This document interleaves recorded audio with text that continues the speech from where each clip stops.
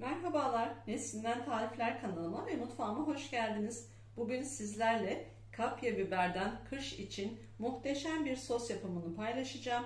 Gördüğünüz gibi harika biberlerimiz var.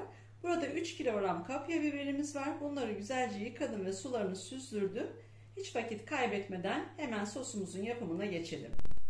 Fırın tepsimizin içerisine bir yağlı kağıt serdim. Şimdi biberlerimi bunun üzerine döşemeye başlıyorum. Şimdi tam zamanı, mutlaka deneyin arkadaşlar. Biberler de çok güzel, artık tam kırmızı kırmızı etli etli olmuşlar. Mutlaka denemenizi tavsiye ederim. Kilolarca alıp deneyebilirsiniz gönül rahatlığıyla. Çünkü muhteşem bir sos.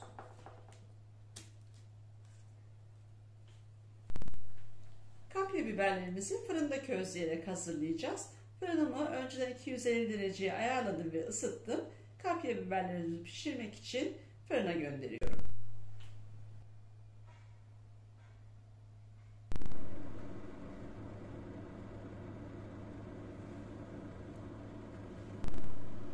Biberlerimiz fırında közlendi. Gördüğünüz gibi harika oldu. 40 dakikada közledim ama ısısını kademeli olarak 220'ye kadar yavaş yavaş 10'ar dakika arayla düşürdüm. Ve yarısında alt üst yaptım. Yani üstteki tepsiyi alta aldım, alttaki tepsiyi üste koydum. Şimdi artık biberlerimizi bir kapaklı kaba alacağım. Ben şöyle kapaklı bir borcam alıyorum. Bu bir tencere olabilir, fark etmez. Hangisi uygunsa sizin için. Şöyle biberlerimizi kabımızın içine yerleştirelim. Daha çok sıcak olduğu için maşayla tutuyorum o yüzden.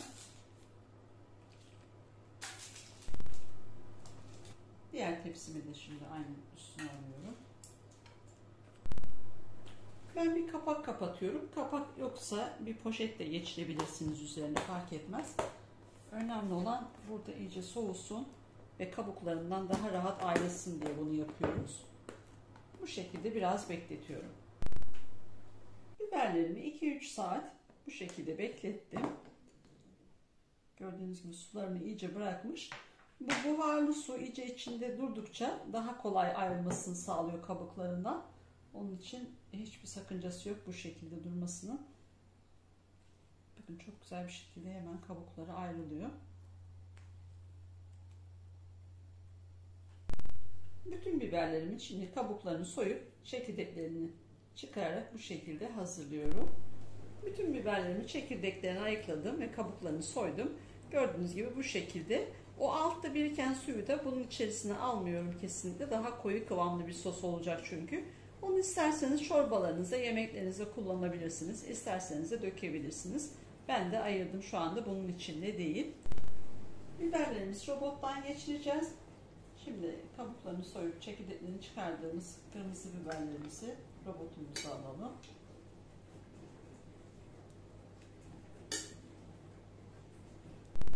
Şimdi robotumuzdan çekelim. Robotumuzdaki çektiğimiz biberleri bir kabımıza boşaltalım. Gördüğünüz gibi kıvamı çok güzel oldu şimdiden daha. İyice parçaladık, püre haline getirdik. Diğer geri kalanını da çektik. Onu da sosumuzun üzerine ilave edelim. Şimdi artık sosumuzu pişirmeye geçelim. Ocağımızın altını açalım. Orta ateşe aldım. İçerisine tenceremizin 1 su bardağı, 3 kilogram için bu yeterli, zeytinyağı alıyorum. Ve yağın biraz ısınmasını bekliyorum. Isınan zeytinyağımızın içerisine 2 baş soğanı robottan geçirdim. İsterseniz ince ince de kıyabilirsiniz, fark etmez. Şimdi sarımsaklarımızı da alalım ve şöyle 1-2 çevirip hafif kavuralım.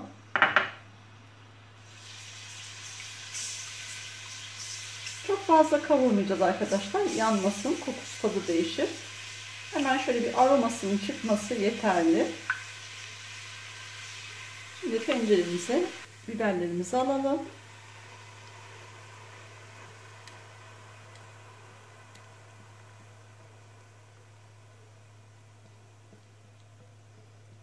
Güzelce bir kavuralım şöyle.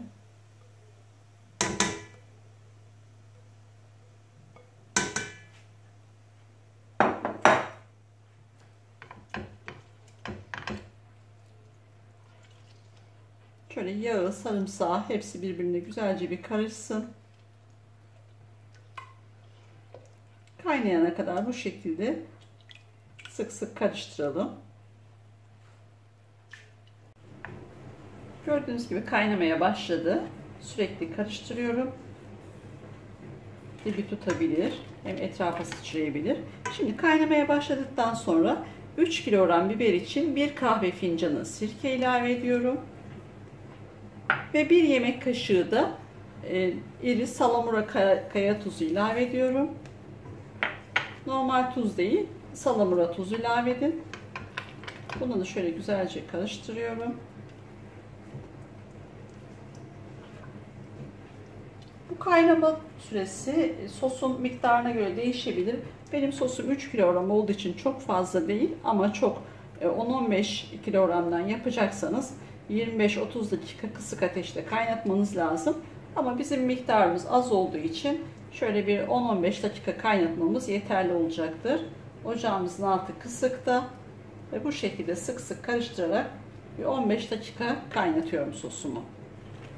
Sosumuz 15 dakikadır kaynıyor. Harika bir kıvamı oldu. Artık bu yeterli. Şöyle kıvamını da göstermek istiyorum. Gördüğünüz gibi rengi, kıvamı gerçekten muhteşem bir biber sosumuz oldu. Artık ocağımızın altını kapatalım ve sıcak sıcak kavanozlayalım. Biber sosumuzu sıcak sıcak kavanozluyoruz. Ben çekimden dolayı tenceremi buraya masaya aldım. İsterseniz evde direkt tencereden kavanoza da koyabilirsiniz. Daha da iyi olur. Altını kısın en kısa. O şekilde sıcak sıcak alıp kavanozlayın. İsterseniz de arkadaşlar acı seviyorsanız kaynama esnasında tekrar ikinci kaynatma esnamızda içerisine acı biber ilavesi yapabilirsiniz. O da çok lezzetli, çok güzel olur.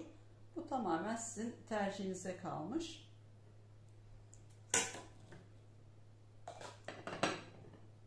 Şimdi taşan bulaşan varsa kenarlarında şöyle silelim. Kapaklarımı sıfır kapak kaynattım ve steril ettim. İki döndürüp üçüncüsünde sıkıca kapatıyoruz ve şu şekilde yana alıyoruz. Şimdi bütün sosumu bu şekilde kavanozluyorum sıcak sıcak ki güzelce kapaklarını vakumlasın. Mümkün olduğunca da küçük kavanozlara yapın arkadaşlar. Çok büyük kavanozlar tercih etmeyin. Daha çabuk tüketirsiniz soslarınızı.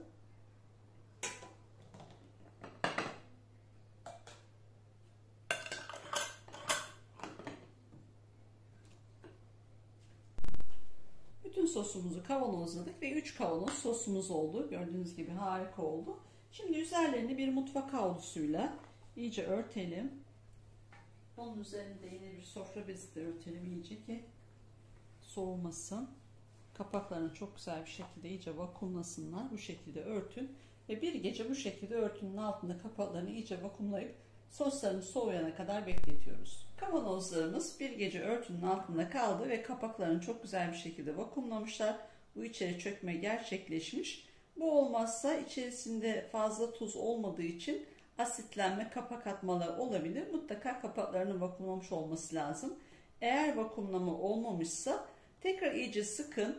30 dakika bir tencereye koyun. Altına da bir mutfak havlusu koyun. Şişeler kaynarken birbirine çarpmasın. 30 dakika kısık ateşte kaynatın ve soğuyana kadar kavanozlar tencerenin içinde kalsın. Daha sonra çıkardığınızda kapakları vakumladığını göreceksiniz. Bu da zaten normalde konservelerde de uyguladığımız bir yöntem. Bunu da kullanabilirsiniz eğer vakumlama gerçekleşmemiş olursa. Kavanozumuzun bir tanesini açtım ve biber sosumuzun şöyle bir de kıvamını göstermek istiyorum. Bakın harika bir kıvamı var. Tam ekmek üstüne sürmelik. İsterseniz içerisine çeşitli baharatlar ilave edebilirsiniz. Ceviz ilave edebilirsiniz. Kahvaltılarınızda, çay saatlerinizde harika bir sos oldu. Mutlaka denemenizi tavsiye ederim. Acılı da deneyebilirsiniz. O da harika oluyor. Ben bugün de acılısını tekrar yapacağım. Şöyle ekmeğimizin üzerine sürerek de bir göstermek istiyorum. Bakın ne kadar harika bir kıvamı var. Lezzeti zaten muhteşem. Lezzet garantili bir sos arkadaşlar. Mutlaka deneyin. Muhteşem gördüğünüz gibi. Tüm deneyenlere şimdiden afiyet olsun. Kanalıma abone olup bana destek olursanız çok sevinirim. Başka bir tarifte görüşmek dileğiyle. Hoşça kalın.